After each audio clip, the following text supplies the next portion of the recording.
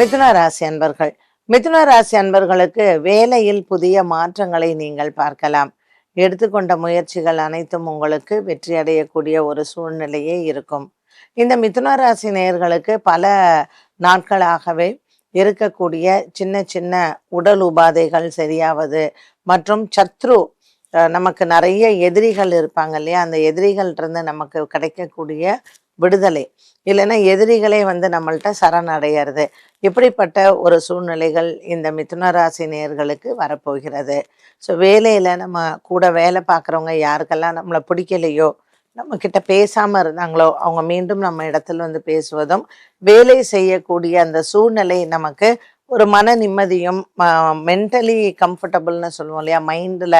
So அந்த பீஸ்ஃபுல்லான ஒரு atmosphere இந்த மிதுன ராசி நேயர்களுக்கு வரப்போகுது. இந்த காலகட்டத்தில், இந்த பங்குனி மாதத்தில் மிதுன ராசி அன்பர்கள் சென்று வணங்க வேண்டிய தெய்வம் அப்படின்னு பார்த்தீங்கன்னா, கண்டிப்பாக பெருமாள் ஆலய வழிபாடுகள். இந்த பங்குனி மாசத்துல அதுவும் குறிப்பா புதன்கிழமை தோறும் நீங்க பெருமாள் ஆலயத்திற்கு போயிட்டு புதன்கிழமைகளில் கருட ஆழ்வாருக்கு தீபம் ஏற்றி வழிபாடுகள் செய்யலாம்.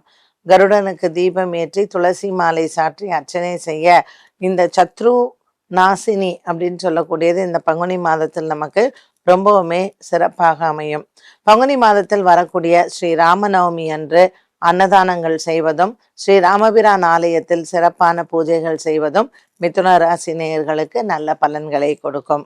இந்த மிதுன ராசி அன்பர்களுக்கு புதனுக்கான பரிகாரங்களை இந்த பங்குனி மாதத்தில் நீங்கள் செய்ய, பாக்கியத்தில் இருக்கக்கூடிய புத பகவான் உங்களுக்கு அனைத்து விதமான நன்மைகளையும் கொடுப்பார்.